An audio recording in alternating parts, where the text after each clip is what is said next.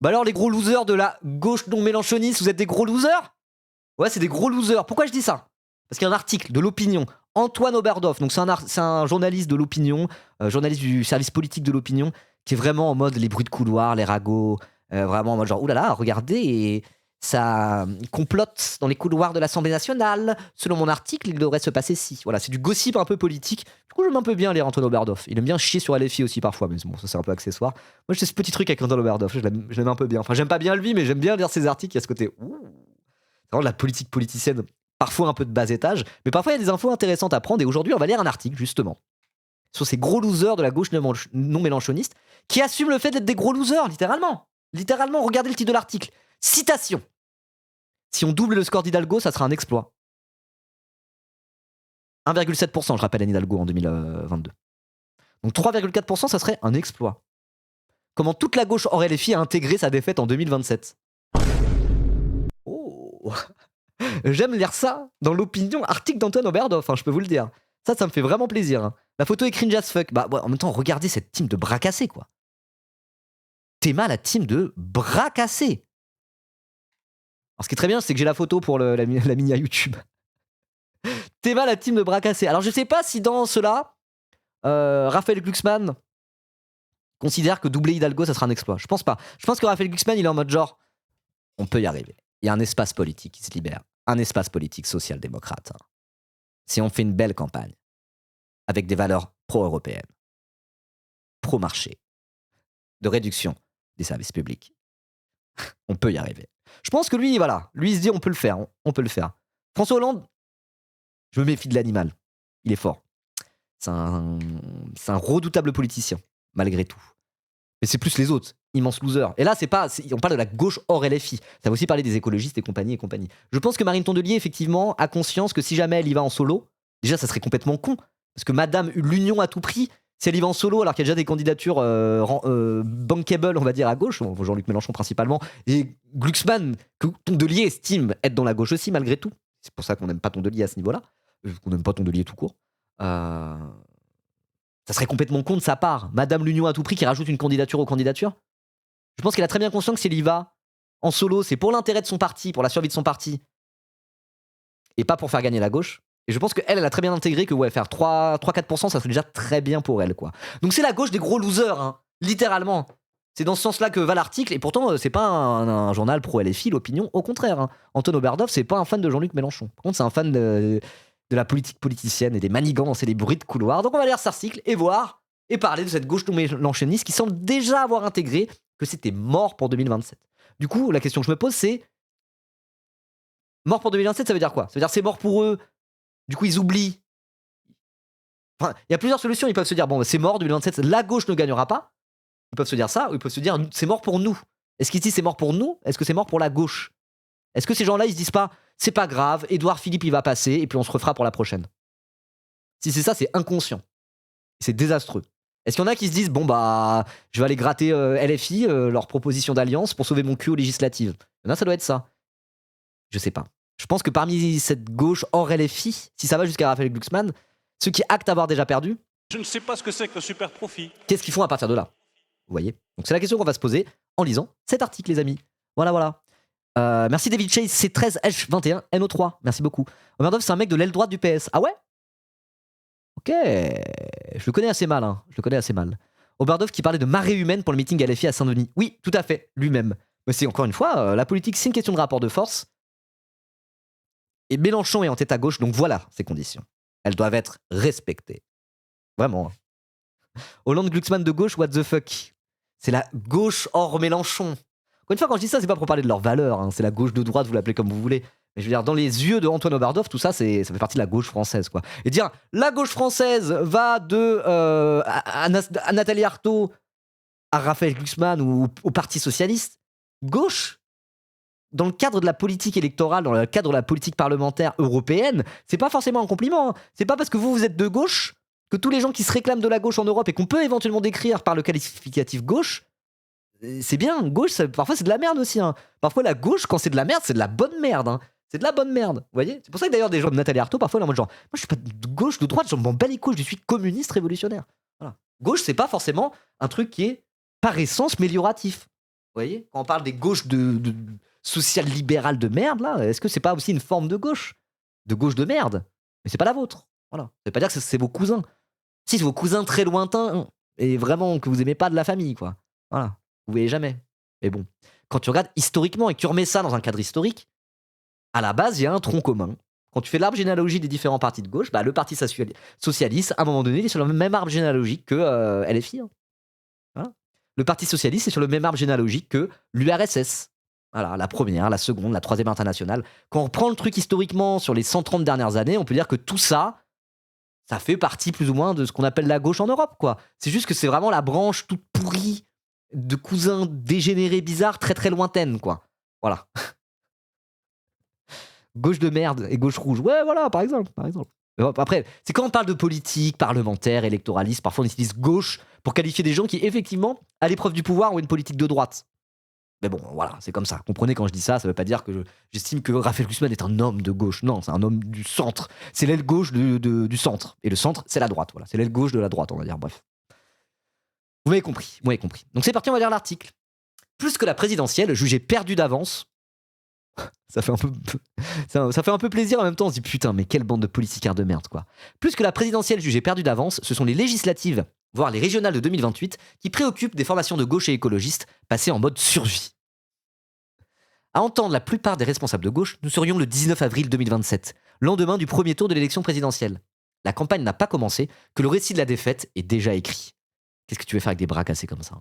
Il suffit d'écouter Marine Tondelier, suppliant les Verts de ne pas faillir à leur devoir unitaire. Les gens nous seront reconnaissants d'avoir tenu jusqu'au bout. Nous en tirerons crédit à la fin de cette hécatombe annoncée. Mais pourquoi l'hécatombe est annoncée, quoi? Vraiment, on en a? Ils sont en mode, on pourra pas gagner, mais il faut garder la tête haute. À côté, il y a les filles qui sont en mode genre, non, on peut gagner, vraiment, on peut gagner. Et ils y croient, hein, c'est pas vraiment, c'est pas lunaire de dire on peut gagner. Moi, c'est mon avis, je pense qu'on peut gagner. Il faut s'en donner les moyens. Mais Marine Tondelier, qu'est-ce que tu racontes? Ça sera un hécatombe, de toute façon, on est foutu. Au moins on gardera la tête haute. Bah va te faire foutre au bout d'un moment. C'est quoi cette manière de pratiquer la politique, quoi? C'est insupportable, quoi. L'unité jusqu'au bout, il n'y a plus d'unité, c'est fini. L'unité, si t'es de gauche, c'est de rejoindre Jean-Luc Mélenchon. Il a plié le game, laisse-toi clébardiser et ferme ta gueule au bout d'un moment, vraiment. Vraiment, qu'est-ce que vous voulez dire d'autre? J'étais très patient sur Marine Tondelier. J'étais très patient par stratégie politique et volonté de faire des coups de billard à trois bandes, là. Par volonté de manigance. Ah, c'est bon, là. Ouais, c'est bon. Ou même Olivier Faure, avec qui j'étais trop patient aussi, détaillant auprès de ses soutiens la ligne qu'il portera dans la primaire des sociodémocrates, annoncée pour la mi-octobre. Voilà, alors au moins le PS, ils ont dit on partira en solo, on va faire notre primaire de merde au sein du PS, let's go, on va se ranger derrière Glucksmann ou derrière Hollande ou derrière un autre, mais nous on y va, et c'est parti, on y va, quoi. Ce qui est déjà mieux que Marine Tondelier au final. Hein. Moi j'en suis là à dire, la ligne de Marine Tondelier, elle est tellement... c'est même pas qu'elle n'existe plus, c'est qu'il n'y a plus aucun moyen d'exister pour la ligne Marine Tondelier unioniste. Et du coup, elle change pas son fusil d'épaule. Elle se réajuste pas. Elle est pas en mode bon bah voilà, la situation a changé. Je ne peux plus appeler à l'unité en criant dans le vent. Non, elle continue à crier dans le vent. Elle continue à l'infini à crier dans le vent. C'est insupportable. Au moins Olivier Faure, voilà, il a perdu son vote interne au PS. Le PS va faire sa primaire de con. Ils vont partir en mode candidature full centriste avec Raphaël Glucksmann, Carole Delga et Bernard Cazeneuve. Ok, au moins c'est clair. Faites votre truc, on fait notre truc. Marine Tondelier, c'est quoi ton truc? C'est quoi ton truc? Donc du coup, ou même Olivier Faure détaillant auprès de ses soutiens la ligne qu'il portera dans la primaire des sociodémocrates annoncée pour la mi-octobre, comme je disais. Jusqu'au bout, je continuerai à défendre le rassemblement de la gauche et des écologistes, y compris pour quand il faudra déterminer les responsabilités de l'échec. Ouah, l'article. Alors du coup, je pense que Raphaël Glucksmann n'est pas concerné par cet article. Je pense que Raphaël Glucksmann est l'aile droite du PS, entre guillemets. Ils se disent non, on y va. On a un espace politique à récupérer avec la fin de la Macronie. On peut aller gratter un second tour et gagner par barrage républicain face à Le Pen. C'est possible. On l'a déjà fait. Vous voyez? Je pense que Glucksmann, c'est moins loser que ça finalement. Mais pourquoi? Je vais dire un truc un peu étrange. Parce que Glucksmann, malgré tous ces blaireaux-là, au moins, il a un cap clair. On va pas refaire la NUPES. On va refaire le macronisme. Le macronisme de gauche. Bah ouais. Bah ça reste plus clair que tous ces blaireaux-là. Hein. Je suis désolé. Mais c'est vrai. C'est vrai, au bout d'un moment, il faut le dire. Raphaël Glucksmann, il a acté le fait que c'était un gros social-libéral, même pas social. Il a acté que c'était le retour du macronisme par la porte dérobée d'un espace censé être social-démocrate. Bim. Voilà, au moins il y va, quoi. Au moins il y va. Il assume. Au moins il porte une ligne politique qui pue la merde. Mais au moins, il porte une ligne politique et il se dit, bah, je vais faire la présidentielle, quoi. C'est pas comme les pseudo-unionistes qui n'avaient pas de contenu politique derrière à part leur volonté d'union. Moi, j'ai un côté où je suis un peu un unitaire, mais je suis pas un unitaire à n'importe quel prix, et certainement pas au prix de la compromission pour les idées. Je pense qu'un cadre unitaire autour de la France insoumise, pas à n'importe quel prix et sans le PS, du coup, de toute façon, là, le PS est hors de l'équation, je pense que ça serait mieux pour gagner la présidentielle. Donc moi, je fais partie de ceux-là, et je ne balais pas d'un revers de la main toute volonté, tout cadre unitaire. Vous voyez? Mais quand t'as le seul truc que tu avances politiquement, c'est il faut faire l'union et qu'il n'y a rien d'autre, et qu'il n'y a pas de contenu politique derrière, bah ça mène à ça. Ça mène à Marine Tondelier et Olivier Faure, les gros losers qui sont en mode de toute façon, on va tous perdre et on continuera à crier dans le vent jusqu'au bout, on aura gardé la tête haute. Bah non! Vous aurez perdu comme les gros losers que vous êtes, parce que vous n'avez pas de contenu politique derrière vos volontés stratégiques de vouloir faire une union sur la base de rien, quoi. Ah. D'ordinaire, une campagne s'ouvre par une profession de foi. Celle de la gauche hors LFI commence par un inventaire. Le but étant d'appartenir au camp des gentils, si demain l'extrême droite arrive au pouvoir. Exactement, exactement. Merci Antoine Oberhof de dire les termes. On en est là. Tout le monde a tellement compris à quel point c'était des blaireaux que Antoine Oberhof, je suis en mode, bah oui, il a raison. Je pense que tout le chat est d'accord avec ce qu'Antoine Oberhof écrit ici. Hein. Vraiment. Qu'est-ce que vous voulez dire d'autre que Antoine Oberhof? Bah oui. Il a une lucidité que eux non plus, quoi. Je sais pas. En dehors de Jean-Luc Mélenchon, parti tambour battant avec l'espoir de se qualifier, enfin, entre parenthèses, au second tour, plus personne ne semble y croire à gauche. Donc ça reste Antoine Oberhof, il est obligé de rajouter son petit « enfin ». Se qualifier enfin au second tour. Sous-entendu, alors Mélenchon, lui aussi c'est un peu un loser, hein. 3 fois candidat, jamais au second tour. Bah, quand tu pars d'un parti qui n'est pas un parti de gouvernement, entre guillemets comme on dit, il est parti de l'époque où c'était PS, LR, qui arrivait à des seconds tours, point à la ligne. Faire ce qu'a fait Jean-Luc Mélenchon et aller faire des scores pareils, même sans aller au second tour, c'est déjà un exploit politique. Et lui, il est en mode se qualifier enfin en second tour, il serait temps, gros loser. Non mais ça va, ça va. Tu vas te calmer quand même. Conséquence paradoxale, chacun se sent autorisé à se porter candidat. Non pas pour devenir le prochain locataire de l'Élysée, mais pour prendre date et s'offrir une séquence. Il y en a pour toutes les générations et toutes les sensibilités. Des quinquagénaires anti-LFI comme le député PS de l'Essonne, Jérôme Guedj, et Karim Moimran, le maire PS de Saint-Ouen. Des revenants à l'affût du moindre trou de souris, comme François Hollande, son ancien Premier ministre Bernard Cazeneuve ou Ségolène Royal, finaliste de la présidentielle de 2007. Mais aussi des jeunes espoirs, à l'image de Philippe Brun, le monsieur budget du PS à l'Assemblée, qui parcourt la France pour défendre son salaire brun. Ah, Philippe Brun, quoi. Le plus nul des nuls, finalement. Je sais pas, Karim Moimran, au moins, il est haut en couleur. Au moins, on a bien rigolé avec lui. Philippe Brun, il est nul. C'est un random PS OSEF qui est là et qui est en mode genre, mais moi aussi, je pourrais être candidat. Mais tout le monde s'en bat les couilles de toi, Philippe Brun. T'as pas le capital politique nécessaire pour faire quoi que ce soit. Reste à ta place, en fait. Reste à ta place. Je préfère 100 fois Karim Moimran à Philippe Brun, je vous le dis très clairement. Après, bon, c'est en mode vraiment. Tu préfères le pipi ou le caca? Bah, je préfère le pipi. Voilà, je préfère le pipi. 100 fois. Chaque matin, en me réveillant, je vais vérifier qu'il n'y a pas eu un nouveau candidat dans la nuit, soupire Olivier Faure, qui pourrait bien ajouter son nom à la liste des prétendants à la rentrée.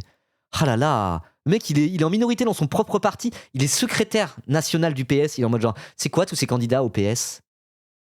Tiens ton parti, frérot, à ce moment-là. Ça veut dire quoi, ça? Le mec, il est en train de chier sur ses propres troupes. Soit tu tiens ton parti, soit tu démissionnes. Respecte-toi, Olivier Faure. Qu'est-ce que c'est que cette merde? Oh. Oh. Oh. Le salaire brun? Je sais pas ce que c'est que le salaire brun. Brun comme le caca.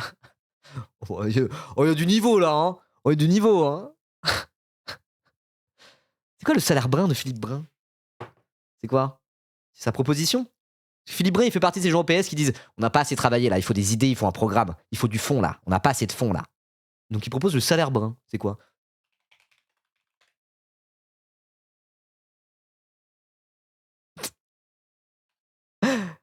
Tellement c'est inconnu au bataillon, le salaire brun, tu tapes salaire brun dans Google, ils disent vous voulez pas plutôt dire salaire brut? Ça existe pas, hein, le salaire brun. Non, calcul du salaire brut, c'est ça que tu veux? URSAF, mon entreprise? Tu parles du salaire brut? Non, je parle du salaire brun. C'est ça? Philippe Brun? Il s'appelle Philippe? C'est Philippe Brun? C'est un autre. C'est le candidat des salaires. Oui, c'est Philippe Brun. On va aller sur philippebrun.fr. Oh. Attendez. Je vais refuser les cookies déjà. Non, merci. Et je vais enlever le plugin Dark Reader. Ça rend archi dégueulasse. Avant versus après. Attends. Imaginons. Je gagne 2000 bruts. Qui me fait un salaire net actuellement de 1538,20 €. 1583,20 €. Ok. Calculé.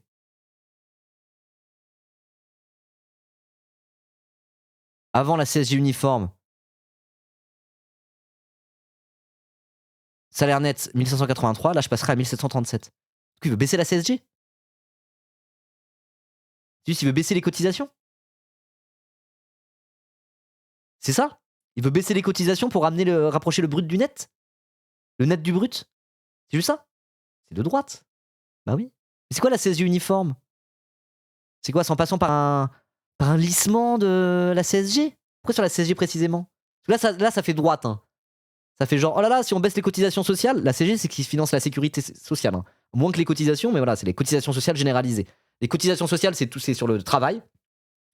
Donc c'est que quand tu es travailleur que tu payes des cotisations sociales. Si tu n'as pas de salaire, tu ne payes pas de cotisations sociales. Enfin, l'entreprise ne paye pas de cotisations sociales. Il n'y a pas une part de ce que tu dégages qui part en cotisation sociale. Mais par contre, tout le monde paye une CSG. C'est un genre d'impôt sur le revenu qui ne dit pas son nom, qui manque de progressivité et qui concerne tout le monde en France. Voilà.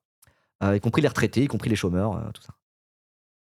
Donc j'imagine que tu veux faire une CSG progressive alors qu'aujourd'hui, le taux CSG est fixe. Ok, par exemple, si on gagne 10 000 €, du coup, ça va pas avantager. Ouais, 0 €. Ok, ouais. Mais si on a 100 000 €. Parce que s'il veut lisser enfin, si. Mais non, mais ça devrait faire. À 100 000 €, ça devrait faire perdre. Si tu veux baisser la CSG sur les bas salaires, faut l'augmenter sur les hauts salaires. Sinon, ça, c'est un manque à gagner. Vous voyez? Donc, c'est de droite. Si tu mets 100 000 € et que t'es pas du négatif en gain par mois, c'est que la CSG n'a pas augmenté pour les très riches. Donc, à 10 000 €, ça perd pas. Ça devrait être. Tu payes moins de CSG quand t'es pauvre, plus de CSG quand t'es riche. C'est complètement con son truc. Donc, oui, c'est baisser les cotisations. Littéralement, c'est baisser les cotisations pour augmenter les salaires. C'est de droite, c'est comme ce que Raphaël Glucksmann propose, c'est comme ce que Édouard Philippe propose, c'est comme ce que Nicolas Sarkozy propose, c'est comme ce que Gabriel Attal propose, c'est comme ce que tout le monde propose. À droite. À droite, allant jusqu'à Philippe Brun. C'est bien ça. Si Ribot regarde le taux qu'il applique 9,2, ben oui, mais c'est le taux, c'est le taux actuel. Donc il augmente pas la CSG pour les riches, il la baisse juste pour les pauvres. Bon bah super. C'est baisser les cotisations sur les bas salaires. C'est la politique de Macron. Ah bah trop bien, merci. Hein. Merci Philippe Brun. Voilà. Brun comme le caca, effectivement, vous aviez raison. Aïe, aïe, aïe, aïe, aïe, aïe, aïe, aïe, aïe, aïe, aïe. Quelle bande de bras cassés, quoi. De brins cassés. Bref. Allez, ok. Une logique de survie. Pour le politiste Rémi Lefebvre, en contact régulier avec l'ensemble des composants de la gauche, la cause de cette épidémie ne fait guère de doute. Ce qui surdétermine leur choix, c'est l'anticipation que l'élection présidentielle est perdue. Comment les socialistes peuvent-ils croire qu'une option social-démocrate sèche puisse aller au bout? L'essentiel n'est pas là. On est dans le coup d'après. On préserve les appareils ou ce qu'il en reste. La fragmentation partisane à gauche est risible. Tant de petites chapelles sans justification idéologique. Elle n'aurait même pas fait un courant au PS autant de sa splendeur. Qui dit ça? Rémi Lefebvre? Il a raison. C'est un bon lui, non? C'est un bon Rémi Lefebvre? Rémi Lefebvre Mentioned? Il est bien? Vous le connaissez? Ça me dit vaguement quelque chose, mais je suis pas sûr. Non, c'est une merde. Ah. Ok. Bon, il a raison là-dessus. Mais c'est pour ça, non, mais c'est juste que le PS actuel, là, et tous ces guignolos, ils mettent tout le monde d'accord sur le fait que c'est des guignolos de première et qui font pas de la politique. Ils font de la magouille minable pour leurs petits intérêts personnels. Gauche PS, le gars, bah alors, genre, même des gens issus de cette sensibilité-là chient dans les bottes d'Olivier Faure et compagnie. Hein. Que ce soit Rémi Lefebvre ou Antoine Oberdoff. Bon. Ça veut bien dire ce que ça veut dire. Ça veut bien dire ce que ça veut dire. Dans cette fête de l'insignifiance, chacun est tenté de se regarder le nombril. Les maires, fraîchement réélus, se réfugient dans leur hôtel de ville, laissant les états-majors parisiens à leur triste sort. Les présidents de région se demandent déjà comment ils vont pouvoir résister à la vague RN en 2028. Si on double le score d'Hidalgo, ça sera déjà un exploit. Ironise un parlementaire socialiste. Aïe aïe aïe. Et pourtant, attends, les parlementaires socialistes, maintenant que le PS a acté le fait, qui ferait pas une campagne unioniste à la Olivier Faure, mais qui ferait une campagne PS, avec une primaire fermée PS place publique, il dit ça en incluant une éventuelle campagne de Raphaël Glucksmann. Ça, c'est des gens qui vont voter Édouard Philippe premier tour. Hein. Ça, c'est des gens qui vont voter Édouard Philippe premier tour. De toute façon, c'est ça ou avoir le RN. Et on verra pour plus tard. Vraiment, c'est ça. Hein. Ça, c'est des gens qui vont voter Édouard Philippe premier tour. Les pires de tout. Les pires de tous. Dès la mi-juin, le maire du Mans, Stéphane Le Foll, donnait l'alerte dans l'opinion. Le PS peut faire pire qu'en 2022. Moi, je pense pas que le PS fera pire qu'en 2022 s'il y a une candidature Hollande ou Glucksmann, en réalité. Mais bon. Oh là là, quel enfer. Oui, ils attendent le retour de l'alternance. Oui, voilà. Ils attendent que le RN disparaisse, on sait pas pourquoi, et que ça redevienne comme avant, où c'était UMP versus PS. Ils attendent que ça, comme par magie, ça revienne. Mais pour quelle raison? Pour quelle raison ça reviendrait? Vous êtes cons, quoi. Ils sont horribles, hein. Ces gens-là sont horribles. C'est vraiment des gros losers qui ont acté le fait qu'ils étaient des gros losers. Ils s'en battent les couilles. Bon, bah, ok, hein. Merci les filles d'exister encore. Bah alors après, il faut aussi dire quelque chose. Si le PS est dans un état de décrépitude aussi avancé, c'est parce que LFI existe. Si Mélenchon s'était jamais barré du PS pour faire le parti de gauche, puis le Front de gauche, puis la France Insoumise, etc., le PS aurait beaucoup plus survécu en réalité. Le PS s'est fait tabasser une première fois par Macron. Non, une première fois. Enfin, le PS s'est fait tabasser par Mélenchon et Macron en même temps, quoi. Voilà. Tout seul au sol, comme ça, en boule. Avec Mélenchon comme tiens, prends ça, toi. Prends ça, mon ancien parti. Et Macron comme tiens, prends ça, toi. Prends ça, mon ancien parti. C'est vraiment ça qui s'est passé. Hein. Du coup, le PS, bah, c'est de la merde. C'est devenu de la merde. Alors, il s'est fait mêler au sol par Mélenchon et Macron en même temps, quoi. Je n'exagère pas. Hein. 2 anciens du PS par ailleurs. Bah tiens. Ah là là là là là là. Oui, mais pourquoi JLM s'est barré? Non, mais imaginons. Il n'y aurait pas eu le moment macroniste et le moment LFiste. Le moment Mélenchon se barre. Les choses auraient pu être très différentes. Et oui, effectivement, pourquoi on en est arrivé là? Parce que le PS devenait tellement de droite qu'il y en a qui ont décidé de se barrer du PS pour faire un parti de droite en partant avec la moitié du parti. Et il y en a d'autres qui sont décidés de se barrer du PS pour faire un parti de gauche en se barrant avec, à la base, pas grand monde du parti, mais en reconstituant la gauche. En se barrant avec leurs électeurs, leurs anciens électeurs. Vous voyez? Un parti censé être de gauche qui devient de droite, bah il y a Macron qui se dit ok, bah moi je suis de droite. Moi, ancien du PS, je suis de droite. Et ça, il est parti avec une bonne partie du PS. Et de l'autre côté, il y a Mélenchon qui a dit bah non, moi je reste de gauche. Moi je suis de gauche. Donc à vouloir être de gauche tout en étant de droite, ils ont disparu parce que Macron a fait le PS de droite, ce qui s'appelle le macronisme, et Mélenchon a fait le PS de gauche, qui s'appelle la France Insoumise en réalité. En fait, c'est un peu ça. Hein. C'est ça qui s'est passé. C'est ça qui s'est passé. Voilà. Et là, ils sont encore là à se dire pourquoi on gagne pas? Pourquoi on veut faire que perdre? Parce que vous êtes nuls à chier, voilà pourquoi. Parce que vous avez socialiste dans votre nom de parti, vous êtes les pires des droitards nuls à liège, social-libéral de cons. Voilà. Voilà pourquoi. Oh. Bref.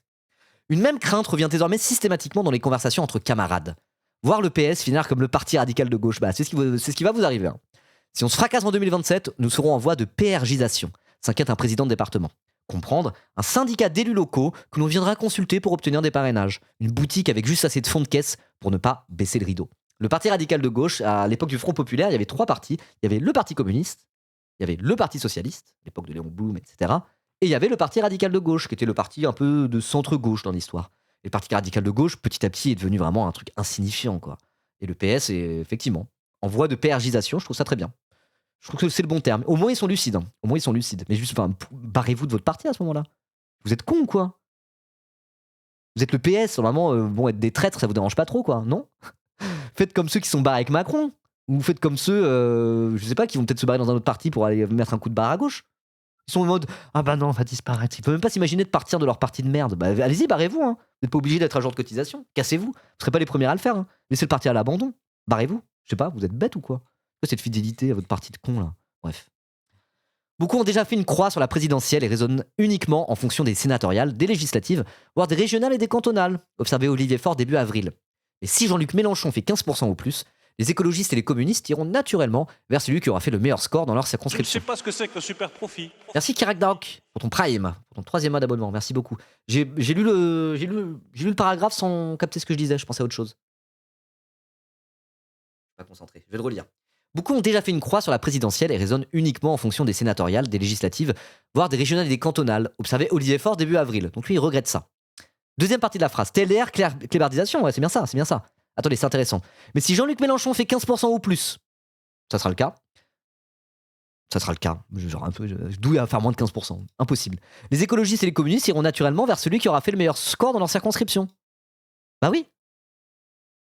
Bah oui. Donc Olivier Faure valide la théorie de la clébardisation. Parce que bon, maintenant, il devient une évidence finalement. Faut que j'arrête un peu avec ça d'ailleurs. Ça n'a plus lieu d'être de parler de théorie de la clébardisation. C'est bon, c'est fait. C'est fait. Maintenant, c'est juste bon. Mais en fait, quand il dit ça, les écologistes et les communistes iront naturellement vers celui qui a fait le meilleur score dans leur circonscription pour les législatives. Oui. Mais les communistes et les écologistes un peu malins, ce qu'ils devraient faire, c'est soutenir Mélenchon dès la présidentielle pour préparer un deal aux législatives. Et je pense que ça va arriver. Je pense que ça va arriver. Alors, Fabien Roussel, normalement, va être candidat, mais je pense qu'il va y avoir des communistes, et notamment ceux qui sont dans le groupe parlementaire GDR. Et qui est le président du groupe parlementaire GDR? Stéphane Peu, qui est sur la ligne d'alliance avec LFI. Tiens. Eux, je pense qu'ils vont faire bah non. Bah non, je pense qu'il y aura une bonne grosse crise interne au sein du PCF, parce que les parlementaires du PC, et notamment via Stéphane Peu et Elsa Fossillon, vont se dire bah non, nous on soutient Méluche, on s'en bat les couilles. Hein. Je pense que ça peut arriver. Et je pense qu'il peut se passer la même chose, exactement la même chose chez les écologistes. Une partie des écologistes, notamment ceux qui sont représentés à l'Assemblée nationale, la présidente du groupe étant Cyrielle Châtelain, qui a déjà commencé à faire un move qui va là-dedans, va pouvoir dire mais Marine Tondelier, moi en fait, crise interne, nous on décide de soutenir Mélenchon et casse-toi, tu vois. Je sais pas. Vous voyez? Maintenant, c'est ça, le parti dans son intégralité et via la direction le fera pas forcément, mais les électeurs vont probablement le faire en bonne partie, les électeurs potentiels, les sympathisants. Et je pense qu'une partie de ces différents partis-là, PCF et écolo, peuvent, via une crise interne, même se mettre à soutenir Mélenchon et préparer une alliance, préparer un deal aux législatives, notamment ceux qui sont d'ores et déjà à l'Assemblée nationale. Voilà. C'est drôle, c'est les personnes qui sont pas à l'Assemblée nationale qui veulent pas soutenir Mélenchon pour 2027. Bah oui, ils veulent préparer un deal pour les législatives, ce qui est normal. Mais encore une fois, là, ça serait du gagnant-gagnant. Ça serait du gagnant-gagnant. Pourquoi Mélenchon il a fait 2 fois une union pour les législatives? C'est parce que dans le contexte précis des législatives, où c'est 577 petites élections en fonction des circonscriptions, faire un deal, ça arrange un peu tout le monde en réalité. Ça maximise le nombre de députés de tout le monde. Ça permet à LFI d'avoir plus de députés et aux autres groupes d'avoir plus de députés, sans se mettre des bâtons dans les roues. C'est un arrangement, c'est un bête arrangement électoral. Donc cet arrangement électoral, il risque d'avoir lieu.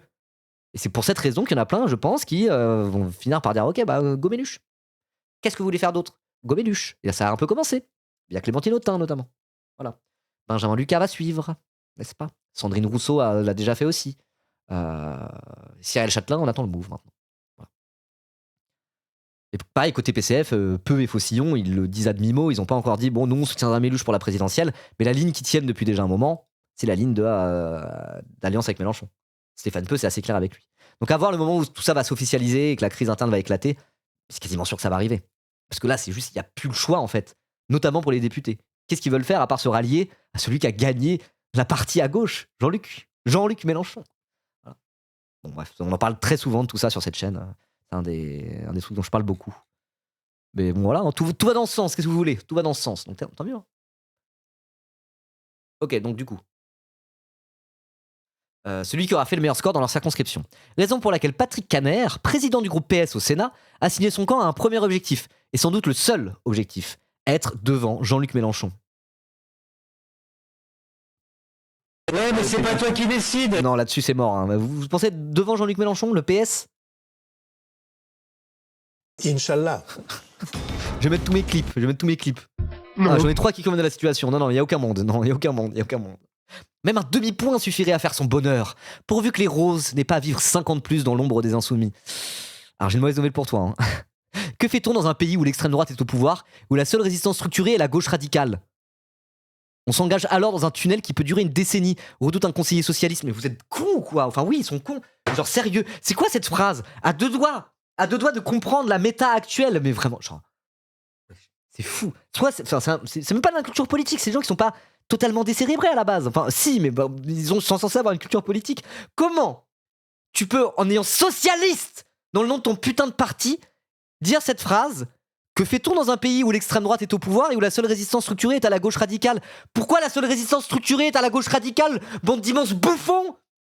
C'est pas comme si Chapoutot parcourait tout Internet, était en train de rabâcher à longueur de journée l'histoire de l'accession au pouvoir d'Hitler, des fameux irresponsables centristes qui au final ont préféré faire n'importe quoi et juste mettre plus ou moins Hitler au pouvoir parce que voilà, il fallait pas que les choses bougent trop.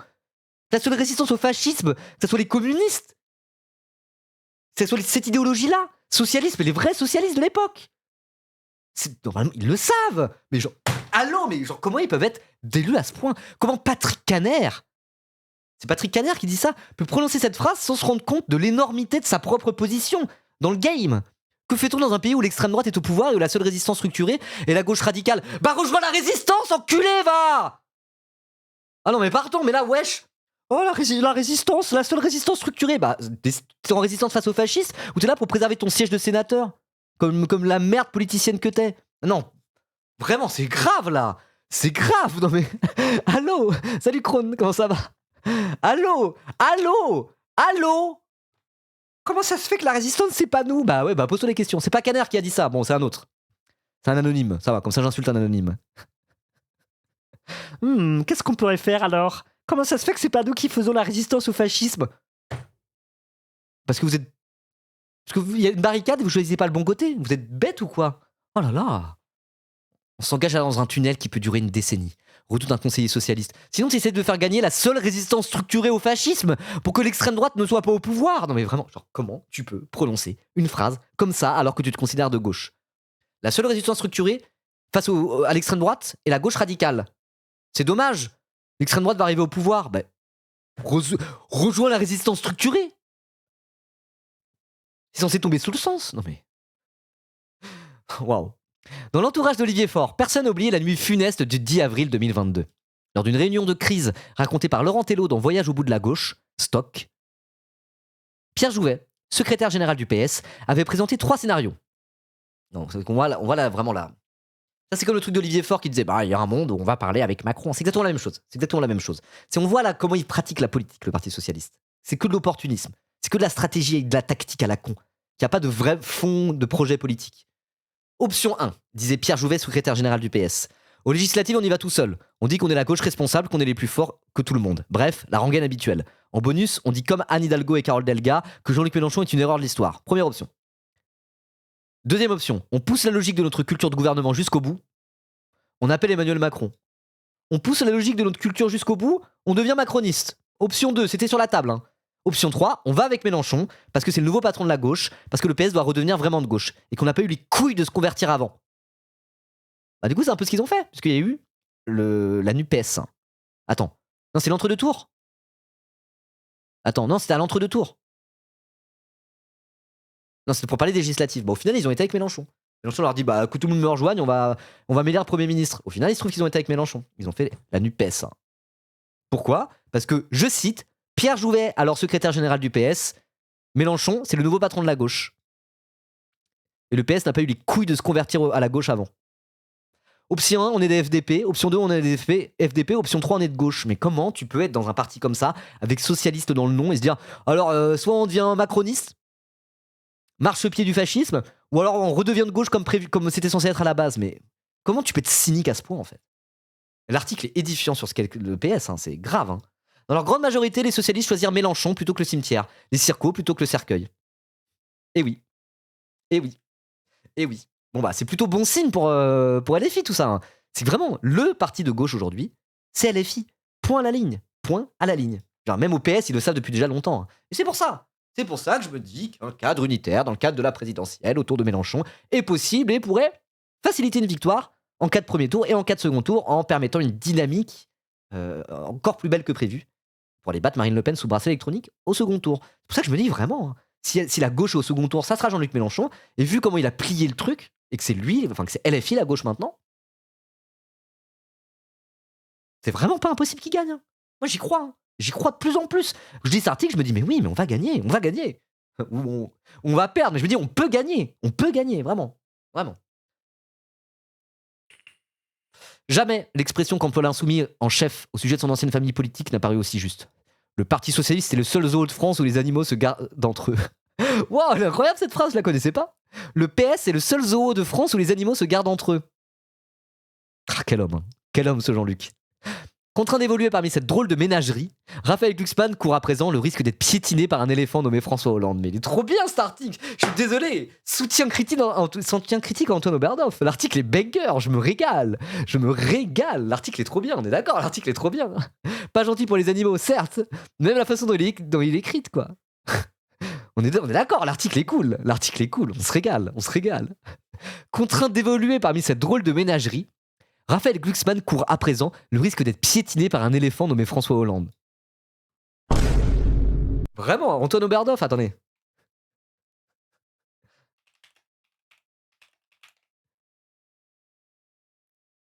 Il a décidé à... Attendez, je trouve plus le même. Bon, il est pourri, il a le même, mais... Ah, voilà. Il a décidé de... Comme ça, Antoine Oberdorf, il se dit, vas-y. Je vais me les faire, le PS. Cassandre qui adore Oberdorf va se régaler lui aussi. Vous pensez qu'il va lire l'article? Je sais que Cassandre, il a ce petit kink Antoine Oberdorf l'opinion aussi. On partage ce truc-là. Après, c'est que les trucs un peu de stratégie de politique politicienne, il est là-dedans à donf aussi, Cassandre. Normal.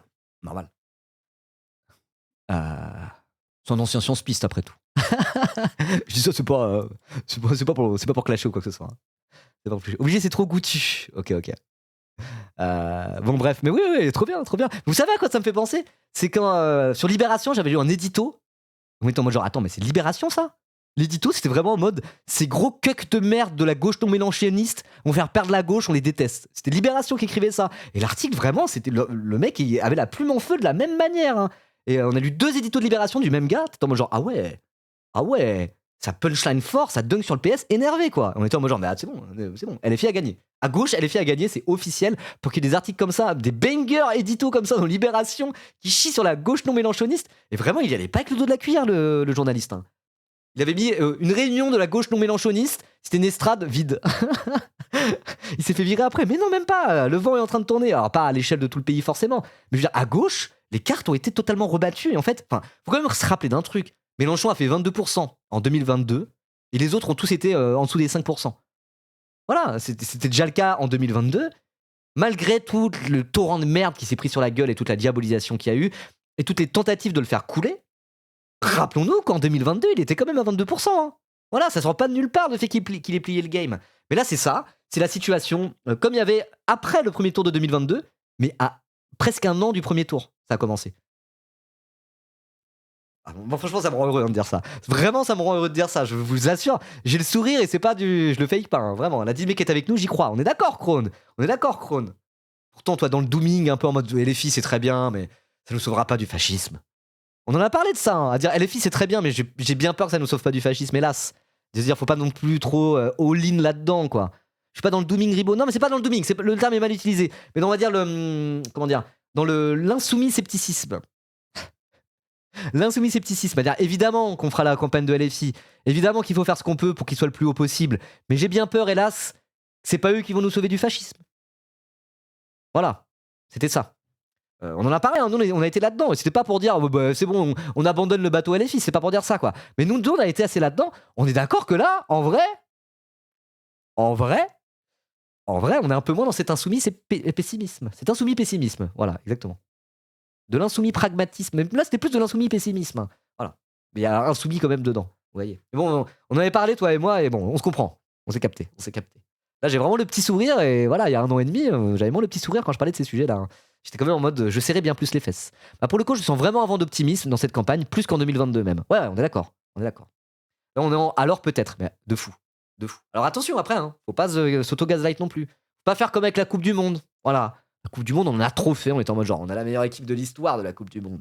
On va aller les baiser en finale, ces Argentins. On refera pas comme en 2022. Oui, effectivement, on n'a pas fait comme en 2022, on a perdu en demi-finale. Avec peut-être un petit excès de confiance. En tant que supporter, en tout cas, ça c'est sûr. Vous voyez pas tous les supporters. Hein. Les vrais footeux, souvent, ils se disaient méfions-nous de cet enthousiasme, parfois, c'est peut-être un peu trop. Bon, bref, vous voyez quoi. Donc voilà, faut pas faire non plus pareil avec LFI. Gardons dans un coin de notre tête que si on gagne, ça sera quand même. On va serrer les fesses, premièrement, et ça sera.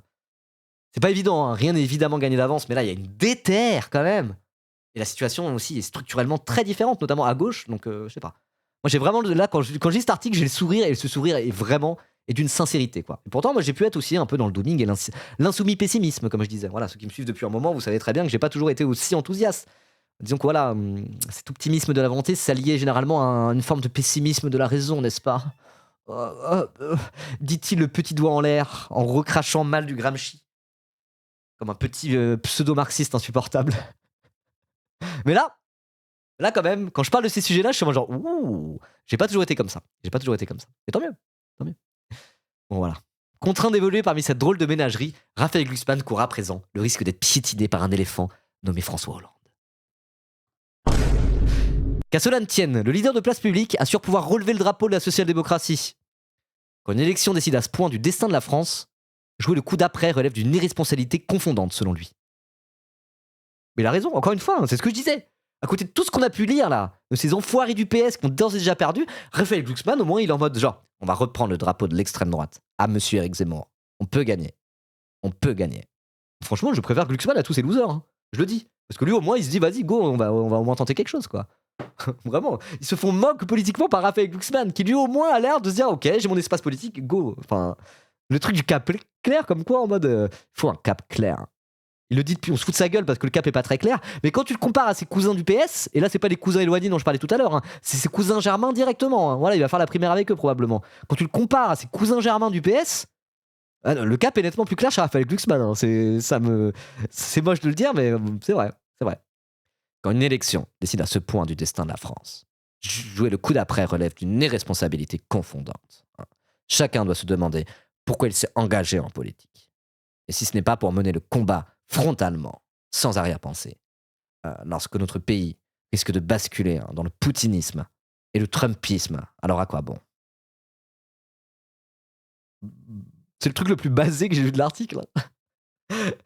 La barre est tellement au ras du sol, tu prends les forts, Tondelier, Patrick Caner, tous les connards là, qu'on a lu depuis tout à l'heure, la citation la plus based de très loin de tout l'article, de tous ceux qui ont pris la parole dans l'article, finalement c'est Raphaël Glucksmann. Hein. C'est dire à quel point le PS, ça y a rien qui va. Hein. Oh là là. Franchement, allez-y, rangez-vous derrière Glucksmann. Rangez-vous derrière Glucksmann. Vous avez plus que ça à faire. Vous avez plus que ça à faire. Jean-Luc Mélenchon n'a pas ce romantisme de l'engagement. Il sait ce que peut générer l'appel du ventre chez un député ou un patron de collectivité. Voilà pourquoi il agite sous le nez de Marine Tondelier un accord global et au carré sur la présidentielle législative et les échos régionales de 2028. Dans une interview à Reporter. Bah ouais, normal, pragmatique Mélenchon. Il est en mode genre bon, les nuls là, aidez-moi à gagner. Faites quelque chose, aidez-moi à gagner au moins quoi. Et voilà, si vous m'aidez à gagner, bah voilà, on sera un petit accord. Aidez-moi à gagner, je vous aiderai à conserver vos groupes parlementaires en 2027.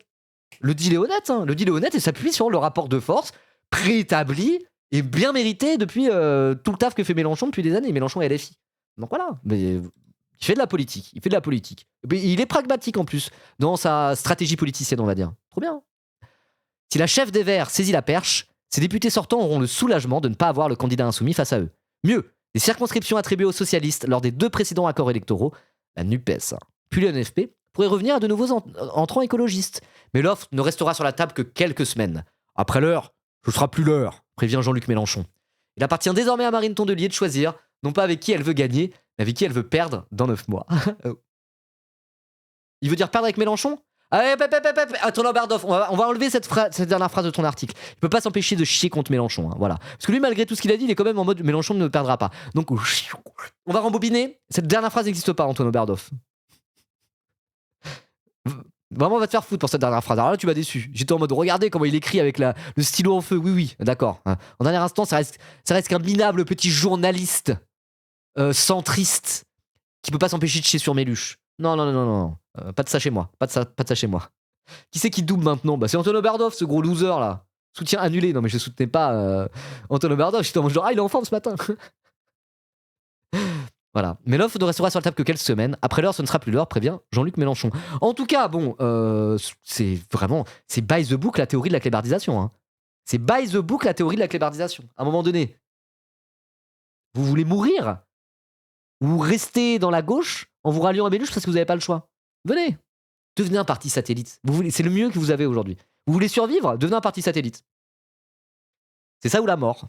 C'est littéralement la théorie de la clébardisation qu'on a prophétisé avec Onibaku sur cette chaîne il y a déjà bientôt 2 ans. On a commencé à parler de la théorie de la clébardisation juste après le législative 2024. Ça fait 2 ans qu'on parle de la théorie de la clébardisation. Théorie de la clébardisation, c'est qu'à un moment donné, là, toute la gauche hors LFI, alors bon, là, il n'y a plus le PS dedans, quoi, mais tous les Tondelier et compagnie, à un moment donné, ils vont se faire clébardiser par LFI, quoi. Voilà. En mode... ça va devenir un peu nos idiots utiles, quoi. Soit ça va devenir nos idiots utiles, ou au pire nos idiots utiles, au mieux nos partis satellites. En mode, LFI est tellement hégémonique en réalité au sein de la gauche actuelle, qu'il va y avoir un phénomène de clébardisation du reste de la gauche, où en fait, à la niche, quoi. Vous allez vous faire dompter par LFI, quoi. En gros, LFI va les mettre en laisse. c'est un terme qui est violent, mais c'est parce que c'est le rapport de force. C'est une façon de dire, c'est un terme qui est assez violent pour dire, bah, par le rapport de force, à un moment donné, juste... vous allez finir par être les toutous de Jean-Luc Mélenchon. Soit vous êtes intelligent et vous devenez de gauche et vous rejoignez le truc, et si c'est pas ça, ça va être la clébardisation pour vous. Vous aurez pas le choix, ouais, à un moment donné. Mélenchon, il va vous mettre à la niche, quoi. Voilà, c'est un peu ça. Alors le terme vient de Nibakou, vient pas de moi. Voilà. Mais c'est bien parce que ce côté clébardisation, c'est qu'il n'y a pas besoin de grand chose pour les attirer. Voilà, juste une petite croquette, une petite friandise, et puis ils pourraient venir. La petite friandise, c'est une place aux législatives, c'est conserver leur siège. Voilà. Maintenant que le rapport de force est installé, qu'on est dans la méta clébardisation, il n'y a plus grand chose. Une petite friandise, et puis hop là, ils vont venir. C'est pas la patte du team. Non, c'est moi. C'est moi. C'est nous, avec Onibaku. C'est notre rapport théorique à la gauche Twitch, la théorie de la clébardisation. Là, c'est littéralement ça. C'est littéralement ça. Par le rapport de force, allez, mourrez ou venez à nous. Voilà ce que Mélenchon peut se permettre de dire maintenant. Cool. Coucou Ribo, première fois en live, mais je suis déjà un kleps, donc bon. Bizarre ce message.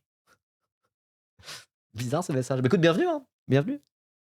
Pas de bloc Soslip du coup, mais si. Mais le bloc Soslip, c'est Raphaël Glucksmann. C'est ce que je dis justement dans l'article. Le seul qui a décidé de pas être un gros loser, c'est Raphaël Glucksmann. Mais c'est un peu ce que je disais. Alors désolé, je vais ressortir le graphique. Je vais ressortir le graphique. Ce graphique, je l'ai fait le lundi, ou dans la semaine qui a suivi, mais je crois que c'était le lundi directement. Le premier live, il est où? Attendez. Peut-être dans la sauce. Parce qu'avec des images en vrac. Où est-ce qu'il est? Twitch? Il est là. Non, il est pas là. Il est dans les images. Ah non, il est dans les images. Je vais le retrouver. Je le retrouve dans mon graphic paint. C'est le moment de ressortir le graphic paint, ça fait longtemps que je l'ai pas fait. Donc le moment où j'ai fait ce graphic paint de con là, je vais pas le retrouver. Ah merde, putain. Ah si, il est là. Ribo Prévision. Il s'appelle comme ça. Au moment où j'ai fait ce graphic paint de con, c'était au lendemain des législatives 2024. Regardez. C'est sur le chat. Il y avait déjà des gens qui sont encore là, hein, Hugo Link, Rodney Stone. D'autres on n'a pas.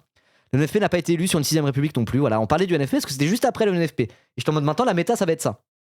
Ça va être ça la méta. Petit à petit, on va se diriger vers ça. Avec la fin du macronisme, on va se retrouver avec 4 blocs. Le bloc de la vraie gauche, LFI. Le bloc des sauces libres. Oui, c'est ton screenshot, donne la papate. C'est bien ça, c'est toi qui m'as balancé le screen. Le bloc des sauces libres, donc le PS, en gros. Le bloc de la droite, donc là, ça serait Édouard Philippe. Et le bloc FAF, le bloc RN. Est-ce que c'est pas les 4 candidats principaux qui nous attendent à la présidentielle? Est-ce qu'avec la fin du macronisme, ça se redirige pas là-dedans? Je pense que si. Et je suis en mode, à partir de là, et je suis en mode, à la base, ça partait de ça. C'était pour dire pour qu'on puisse sortir de la tripartition à l'Assemblée nationale, naturellement, organiquement, ça va se diriger vers ça. Parce qu'en cas de configuration comme ça, non pas à 3 blocs, mais à 4 blocs, ça permet de pouvoir dégager éventuellement une majorité. Soit une alliance avec des sauces libres avec la droite, une alliance de type Philippe Glucksmann, qui pourrait exister éventuellement. Dans le cas d'une victoire de Philippe, ça pourrait dégager une majorité à l'Assemblée. Vous voyez? Une alliance éventuellement de la vraie gauche et des sauces libres. C'était le NFP, c'est ce qui s'est passé. C'est une alliance qui allait du PS à Mélenchon. En cas de victoire de Mélenchon, probablement qu'il y en a d'autres qui vont aller rappliquer comme des petits clébards. On en revient à la théorie de la clébardisation. Et on pourrait avoir une majorité absolue avec Mélenchon qui refait encore une fois un accord le plus large possible pour pouvoir avoir une majorité absolue à l'Assemblée nationale. Peut-être que ça sera sans le PS. Mais peut-être que ça sera avec des gens qui se barrent du PS, des traîtres du PS qui vont rejoindre Mélenchon pour tenter de bricoler une majorité absolue. En termes de bloc, pas de parti, mais de bloc, il pourrait avoir quelque chose. Et ça serait le cas où Marine Le Pen gagne la présidentielle. Il y aura une alliance entre les fascistes et la droite. Ça se prépare déjà, même avec des Bruno Retailleau, avec LR. C'est quasiment sûr que ça va se faire.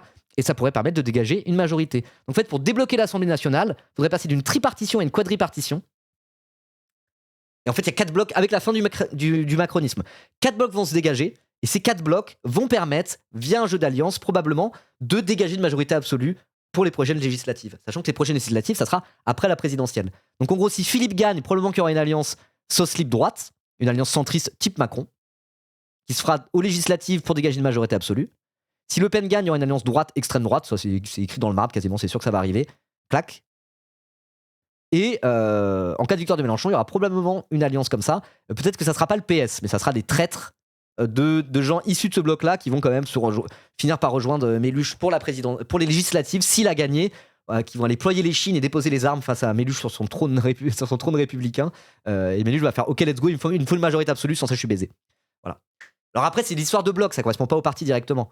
Vous voyez? Et ça dépend de tout un tas de dynamiques. C'était un peu grossier, mais je trouve que la théorie se vérifie un petit peu. Et là, il se trouve qu'on a 4 candidats principaux: Mélenchon, Glucksmann, Philippe, Le Pen. Vous voyez? Alors peut-être que ça sera pas Glucksmann, ça sera Hollande. Peut-être que ça sera pas Philippe, ça sera Attal. Vous voyez? Et on a dedans, ils se retrouvent un peu coincés là-dedans, quoi. Voilà. Et justement, j'étais en mode, ce qui est intéressant, c'est de regarder ce qui se passe aux frontières. La frontière entre les sauces libres et la droite, c'est qui? Ça peut être Gabriel Attal, des gens un peu comme ça. L'aile gauche de la Macronie qui pourrait aller rejoindre Place Publique, vous voyez? La limite entre la vraie gauche et les sauces libres, c'est justement les écologistes, les unionistes, etc. Et la limite entre les FAF et la droite, bah, c'est Bruno Retailleau qui va se retrouver un peu écartelé. En gros, là, entre les blocs, on retrouve les noisettes de gauche, les noisettes centristes, un peu moins connues, et les noisettes de droite. Vous voyez, donc ça rejoint la théorie les théories de la pas du team, quoi. Et donc c'est à ce moment-là, c'est à peu près en même temps qu'on s'est dit, vas-y, théorie de la clébardisation, que c'est venu là, c'est qu'à un moment donné, le bloc de la vraie gauche, qui existe et qui va continuer d'exister, c'est LFI. C'est LFI. Et en fait, les fameuses noisettes, comme dit la pas du team, ceux qui sont un peu le cul entre deux chaises et qui sont voués à disparaître, donc là, c'est typiquement ceux qu'on a décrits dans cet article, pas vraiment, parce que là, ça parle du PS qui vont, au final, vont choisir le bloc sauce libre et Raphaël Glucksmann. Typiquement pour les Tondelier et compagnie, ils vont devoir choisir pour exister. Et si une partie des gens qui en fait sont obligés pour se considérer encore de gauche se finissent par rejoindre LFI, bah, c'est les gens qui sont le cul entre deux chaises à gauche de ce graphic paint qui finiront par rejoindre de gré ou de force en réalité, la vraie gauche. Et la vraie gauche, c'est LFI et Mélenchon. Et en gros, c'est ça la clébardisation. C'est que le but, ça va être de clébardiser un maximum de gens pour leur dire allez, hop là, vous venez dans notre bloc, vous venez dans nos partis satellites, de toute façon, vous n'avez pas le choix. Ça, on a commencé à en parler, c'était juste après les résultats des législatives et du NFP. Donc ça fait 2 ans. Ça fait 2 ans qu'on est sur nos théories comme ça, sur ce live, quoi. Et là, c'est un peu en train de se vérifier, c'est en train d'aller dans le bon sens. Parce que moi, j'avais des craintes. J'avais des craintes que si tout le monde apparaît LFI, dans un moment en plus de diabolisation, en gardant un peu l'image de marque, unioniste, NFP, etc., se joindre tous à Glucksmann et compagnie, pour tous s'unir contre la vraie gauche, j'avais peur que ça split trop les voix et que du coup on n'allait pas au second tour, ce genre de choses, quoi. Voilà, il pouvait y avoir des inquiétudes. Mais au final, là, vu ce qui est en train de se passer, c'est parfait. C'est nickel. C'est exactement parfait. Ça veut dire que c'est plutôt la vraie gauche qui va se renforcer de plus en plus. Et les sauces libres qui sont illisibles et tout pourris, nuls à chier. Bon, les FAF sont très très forts, évidemment, hein, la fascisation de l'Europe et de l'Occident.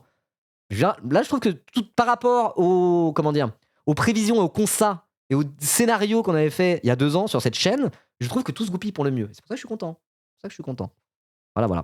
La clébardisation est en marche. Bah oui, voilà, c'est ça du coup. La vraie gauche est en train de se renforcer et probablement que tout un tas de moudus gags vont dire bon bah ok, on reste avec vous, on va tenter de vous faire gagner quand même. Sachant qu'il peut y avoir aussi un petit peu de sincérité politique malgré tout dans des gens de la gauche molle qui sont en mode bon, il faut de la gauche au second tour pour battre l'extrême droite, go Mélenchon même si je l'aime pas. Il peut aussi y avoir une part de sincérité et d'engagement là-dedans. Un mélange d'opportunisme et de sincérité. Voilà, donc je trouve que ces articles-là, alors que c'est écrit par Antoine Oberdorf et des journaux centristes, bah, valident un peu nos intuitions, nos prévisions, et en tout cas les scénarios qu'on voulait le plus, et nos constats qu'on a sur cette chaîne depuis 2 ans. Donc ça me rend très heureux. Voilà. Merci Vince de TT pour ton 15e mois d'abonnement. Ça aussi, ça me rend heureux. Est-ce que tu penses que Mélenchon, il va vraiment faire la constituante? Ça serait vraiment révolutionnaire. Ouais, pas tout de suite. Hein. Si le fait, ça sera pas tout de suite. Je pense qu'il aura beaucoup à faire s'il veut que ça fonctionne ce qu'il fait, s'il veut ne pas décevoir ses électeurs. Et bah du coup décevoir s'il veut pas s'il déçoit trop ses électeurs, s'il gouverne pas suffisamment à gauche, il va tuer la gauche en fait. Enfin, il va tuer la gauche, il va affaiblir la gauche s'il déçoit ses électeurs. Ou alors vraiment au contraire, il va radicaliser tout le monde et on va tous devenir révolutionnaires, je sais pas. Mais donc du coup, il y aura une priorité si Mélenchon arrive au pouvoir. La première priorité, c'est de tenter d'avoir une majorité absolue. Sans ça, il va pas pouvoir gouverner autant qu'il veut. Ça va être un bordel sans nom. Et du coup, il va pas pouvoir gouverner autant à gauche qu'il le faut. Donc, première priorité, avoir une majorité absolue, ou au moins une majorité la plus grande possible à l'Assemblée. Ça sera la première priorité de très loin. Vous inquiétez pas que si Mélenchon gagne la présidentielle, premier discours de Méluche, s'il va dire on l'a pas encore gagné, les camarades. Faut gagner les législatives. L'élection n'est pas finie. Il va refaire le coup du 3e tour. 100%. S'il est élu directement, il va dire attends, tout n'est pas gagné. L'élection n'est pas terminée. Maintenant, c'est les législatives et c'est aussi important. 100% il va faire le grand républicain, il va faire ça. Il va faire ça dès le début, premier jour, et on aura besoin de ça. Donc première priorité, avoir une majorité absolue. Pour deuxième priorité, mais qui est dépendante de la première en réalité, c'est pour ça qu'il faut une majorité absolue, gouverner suffisamment à gauche, changer la vie des Français, avoir un vrai programme pour ne pas justement décevoir tout le monde et affaiblir la gauche in fine, quoi. Voilà. Et déjà s'il arrive à faire ça, il devra entrer dans un rapport de force avec le camp du capital pour pouvoir gouverner vraiment à gauche. Déjà s'il arrive à faire ça, banger. Et je pense que la question de la constitution n'arrivera que dans un second temps. Et déjà, ça va être compliqué. Hein. S'il arrive au pouvoir, il va falloir assumer, rentrer dans le bras de fer, dans le rapport de force. Ça sera que le début d'un long chemin sinueux pour un monde meilleur, finalement. Donc la question de la constituante, moi, c'est pas celle que j'ai en tête dès le début. Parce que déjà, en cas d'arrivée au pouvoir, les soucis ne feront que commencer. Mais ça sera excitant comme période. Voilà. On suivra ça avec attention, évidemment, et ça sera extrêmement excitant et stimulant, en réalité. Et politiquement, ça va être un truc de fou. Moi, je veux vivre ça. Même s'il y a le risque qu'on soit déçu par Mélenchon, juste je veux voir ça. Je veux voir ça. peut-être qu'on sera déçus à la fin. Peut-être qu'en fait, l'électoralisme est une erreur et qu'on devrait être des bandeurs de la révolution et que lutte ouvrière avait raison. Peut-être, mais j'ai envie de le vérifier. Et j'ai envie de voir ça. Voir le bordel que ça va foutre si un Mélenchon arrive au pouvoir en France. Une majorité absolue, vous imaginez? Waouh. Je veux voir. Peut-être qu'on sera déçus, mais je veux prendre le risque d'être déçu dans tous les cas. Voilà, parce que c'est la politique. Sans ça, on fait rien. Et sur ces belles paroles, la team YouTube, je pense que tout ça, c'était une belle conclusion. Donc, j'ai rien d'autre à rajouter à part. L'article était vraiment cool. Je trouve que c'était du petit lait, un régal. Cette grosse mentalité de loser, c'est on veut plus de ça en politique. C'est fini. Cassez-vous. Personne n'aime ça. Abonnez-vous. Voilà. Likez, commentez, partagez. Vous pouvez booster celle-là de vidéo. Je pense que ça peut bien marcher. C'est pas booster la vidéo, n'est-ce pas? Sur l'application YouTube, téléphone ou tablette. Une fois que vous avez liké, vous pouvez booster. Vous avez 3 boosts par semaine pour me faire monter dans les tendances. Et voilà. À bientôt.